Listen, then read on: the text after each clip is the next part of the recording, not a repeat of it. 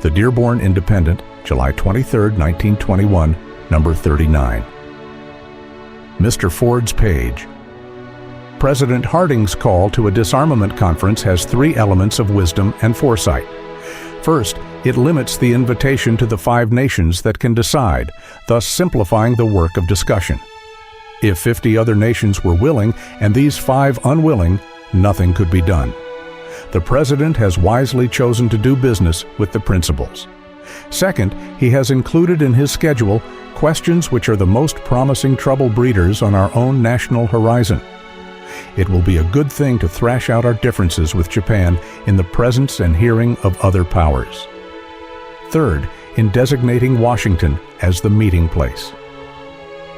It is the best place in the world for such a purpose. It is a city of peace. In Washington, we shall be able to see who really decides the affairs of the world.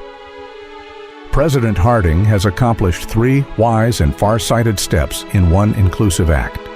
His call for a conference of selected nations is not sensational, except as it indicates that there is one government which still considers the limitation of armament a live question.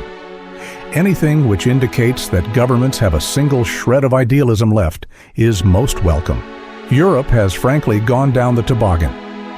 Worse things are being done now than at the height of the war. Worse, because what men do in passion and in fear of death is not so morally reprehensible as what men do in cold blood and in cynical disregard of basic right and wrong. The facts have been somewhat hushed up. Our loyalty to our allies has operated as a gag. But the time has come for a moral showdown. We were loyal to our allies in their struggle for the right, and we cordially admired them for their prowess and their stamina. But we are not loyal to any program that deliberately assassinates the right, and we do not admire satanic diplomacy. The sooner that is internationally understood, the better. The people of the world were promised a new deal. They were promised that international matters would be decided on the basis of morality. It is time that those who still believe in the sacredness of promises should line up on their own side. President Harding, mindful of the hopes of the people and of the promises of statesmen, has used his great office to give dignity to a call which the nations could not disregard, a call to a conference on limitations of armament. Each of the 3 elements of that call is significant of wisdom and foresight. First, the President invites only the 5 principal nations, Great Britain, France, Italy, Japan, and our own. A most generous view of another matter led him to include China, toward which nation the United States has never been wanting in an active and genuine friendship. Some of the President's critics have objected that the invitation should be so limited, but the scope is sufficient to achieve all that is desired or is possible. 50 nations added to the list would only encumber the work. If limitation of armaments is adopted, these 5 nations are sufficient to make it a universal fact. If it is not adopted, the decision of 50 minor nations would make little difference. In the interest of simplicity and expeditious action, the 5 powers make a large enough conference.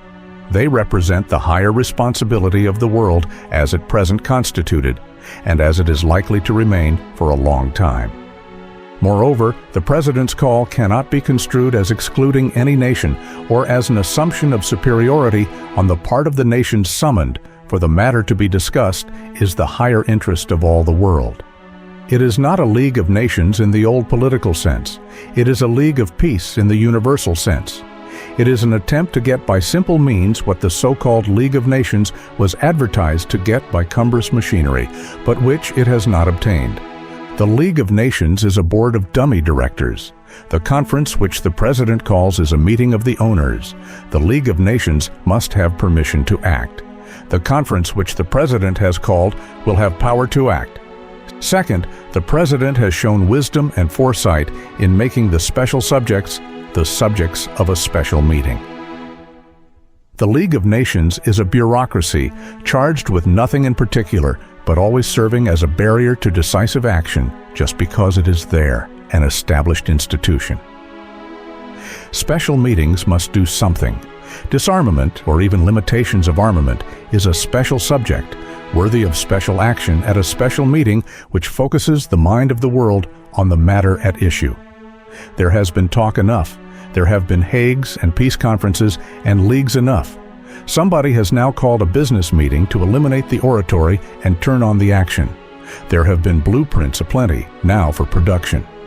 More than that, along with disarmament, either wholly or partially, goes the settlement of that specially bothersome type of international dispute which makes armament a desirable thing to have in the background in case the argument breaks up in a fight.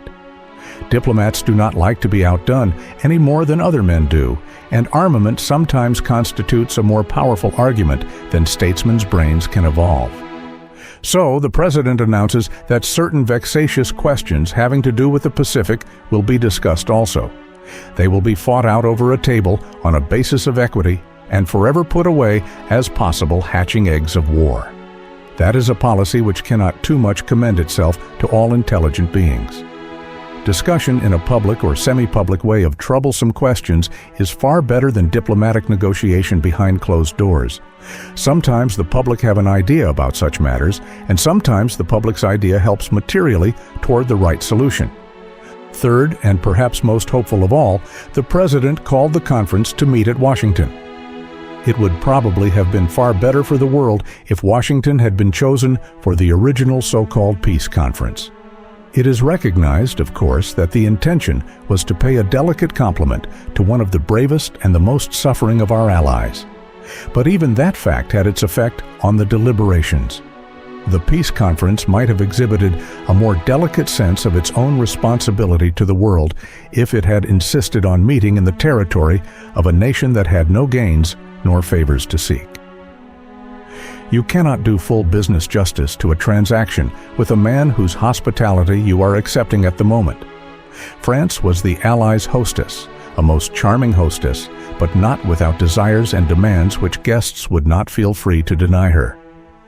Washington is far from the centers of confused world politics. Our own little politics are nothing in comparison with the vortex of European intrigue and cross-deceptions. There is at least one diplomatic quality which Americans possess of which they need not be ashamed, and that is directness. They go at once and by straight words to the heart of the matter, and they settle it directly.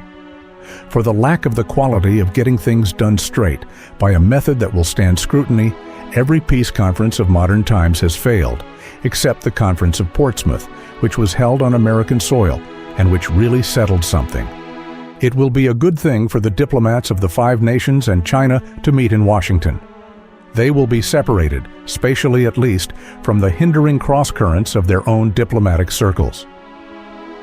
It may be that the very atmosphere of a country which has remained fairly free from international intrigue may help them get a world view of the problems they are to consider. And in Washington, the onlooking world will be better able to see against an unaccustomed background who are the people that really decide. In Europe, these personages are so familiar that they pass unnoticed. In the United States, they will stand out more conspicuously, and it may be that if any of the old crowd of international war lobbyists drift into Washington, we plain-spoken Americans may be able to call the world's attention to it. Anyway, there will be more sanitary publicity in Washington than would be possible elsewhere, which makes it additionally wise in President Harding to have called the conference there. The world once went to Versailles, the Palace of Kings. Let it now see what the city of Washington, the farmer freeman, can do for it.